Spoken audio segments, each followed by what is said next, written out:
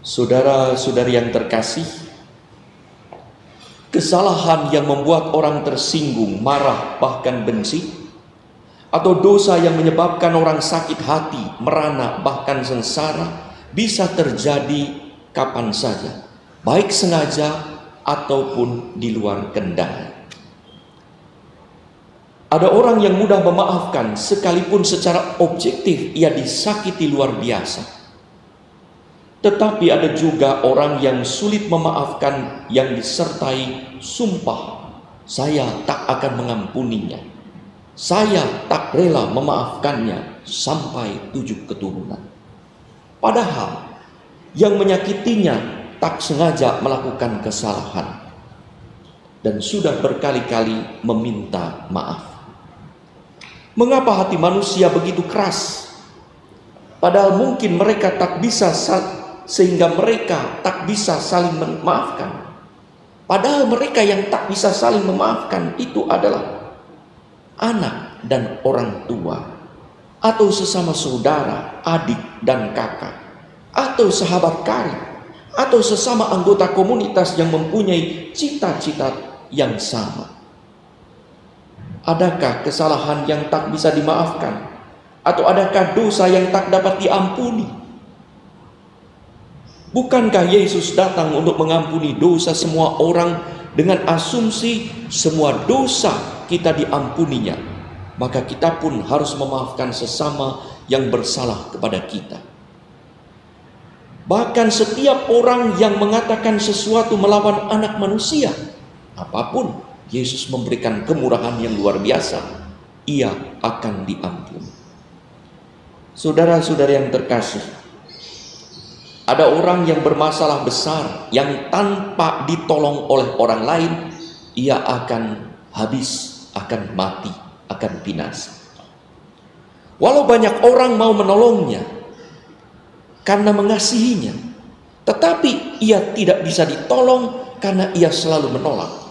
Pergi, saya tak butuh pertolongan kamu, saya tak perlu kamu, biarkan saya mengurus urusan sendiri, urus urusanmu. Ia menutup pintu, ia menolak untuk ditolong. Selama terjadi penolakan seperti itu, ia tak akan pernah bisa tertolong. Saudara-saudari yang terkasih, banyak orang dikejutkan dengan sabda Yesus, barang siapa menghujat Roh Kudus, ia tidak akan diampuni. Bagaimana ada dosa yang tak diampuni? Padahal kitab suci mengajarkan kita semua, Yesus mengampuni dosa semua manusia. Seperti dalam kitab Ibrani 7:25. Karena itu ia sanggup juga menyelamatkan dengan sempurna semua orang yang oleh dia datang kepada Allah. Demikian pun di dalam kisah para rasul 43, barang siapa percaya kepadanya, ia akan mendapat pengampunan dosa oleh karena namanya, karena nama Yesus.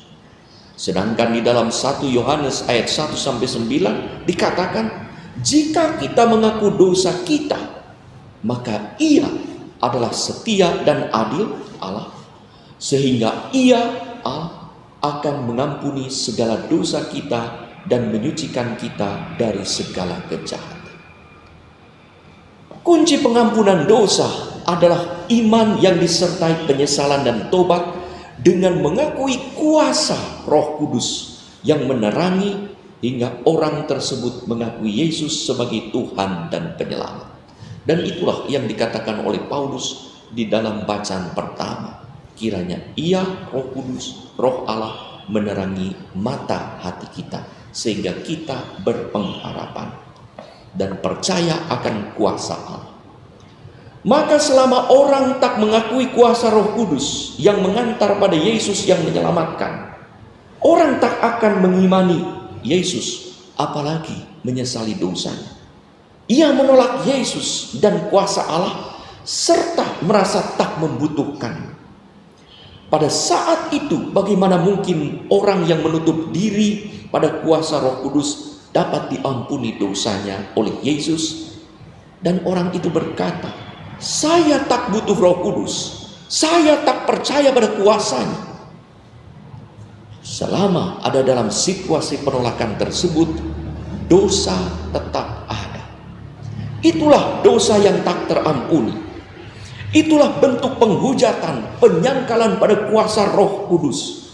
Bagaimana mungkin orang yang menyangkal Roh Kudus dapat menyesal, bertobat, dan diampuni dosanya? Saudara-saudari yang terkasih, kalau kita menyesal dan bertobat, yang adalah karya Roh Kudus, apapun dan berapapun kesalahan dan dosa kita akan diampuni.